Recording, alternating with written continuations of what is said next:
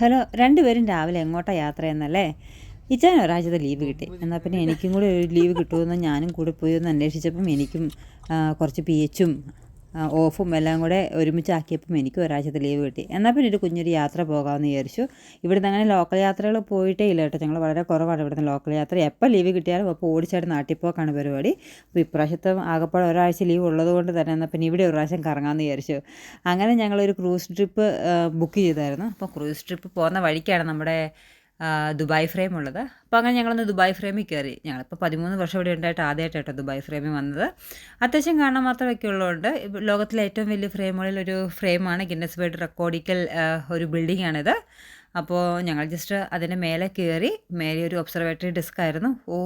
ഭയങ്കര എക്സ്പീരിയൻസ് തന്നെയായിരുന്നു കേട്ടോ.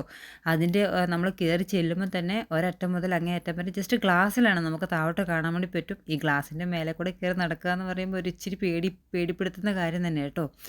ഞാനൊരു കുറച്ച് നേരം ഒരു 3-4 സ്റ്റെപ്പ് അതിൻ്റെ ഉള്ളിൽ വെച്ചിട്ടുള്ളൂ. അതിൻ്റെ സൈഡിൽ കൂടെ നമുക്ക് അല്ലാണ്ട് നടക്കാം. നിങ്ങൾക്ക് പേടിയില്ലാത്തവരാണെങ്കിൽ അത് നടന്ന് നോക്കാം. നല്ലൊരു എക്സ്പീരിയൻസ് തന്നെ കേട്ടോ.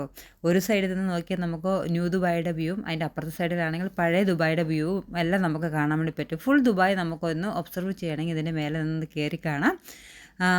അത്യാവശ്യം ഒരു മ്യൂസിയം പോലത്തെ ഒരു സെറ്റപ്പാണ് കേട്ടോ. നമുക്ക് താഴേക്കാണെങ്കിലും ഓൾഡ് ദുബായ് എങ്ങനെയായിരുന്നു, ന്യൂ ദുബായ് എങ്ങനെയായിരുന്നു എന്നുള്ളൊരു വിഷ്വൽ ചിത്രീകരണങ്ങളൊക്കെ ഉണ്ട്.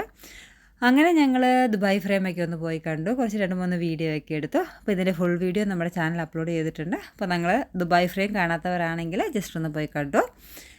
അത്യാവശ്യം അതിൻ്റെ എനിക്കറിയാവുന്ന ഇൻഫർമേഷൻസൊക്കെ അപ്ലോഡ് ചെയ്തിട്ടുണ്ട് കേട്ടോ.